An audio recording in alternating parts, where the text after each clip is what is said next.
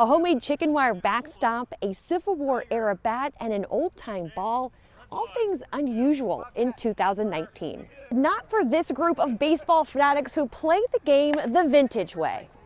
Seamus, Nashville Maroons. In 1864, the rule was catching it on one bounce means you're out.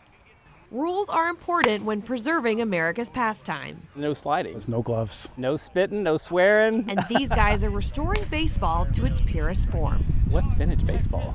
Which is how about every question is the first thing people ask when you talk about vintage baseball is, what is it? There's no contracts. There's no instant replay. There's no macho man out here. It's just a bunch of guys who love the game. Runner is out at third.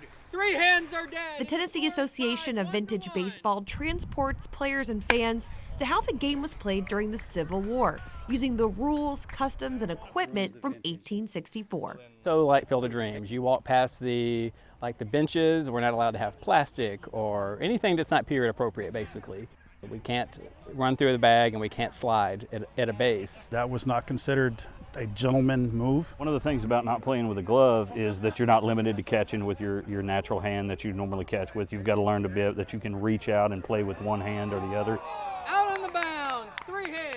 Despite modern conveniences, they still do things the 1864 way, like playing with one ball the entire game. Even though we have a bag full of balls, we kind of stay true to that. We've had the ball get lost in the weeds and we've taken 5 minutes to find it.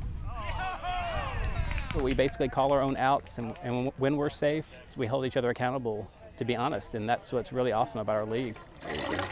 Authenticity is a vintage baseball cornerstone, and that's why the venues must be as authentic as the game itself. We have the Hermitage, Bicentennial Mall downtown, Carton Plantation in Franklin. Scouts play at Oakland's Mansion in Murfreesboro. We play at Ramsey House in Knoxville, at Fort Oglethorpe in Chattanooga. Most of our teams have a tie back to a team that was actually around in the late 1800s. We do our research and we try to find something in the area that kind of ties it to the history of the area. Every detail accounted for, 2 more from runs. recreation to education.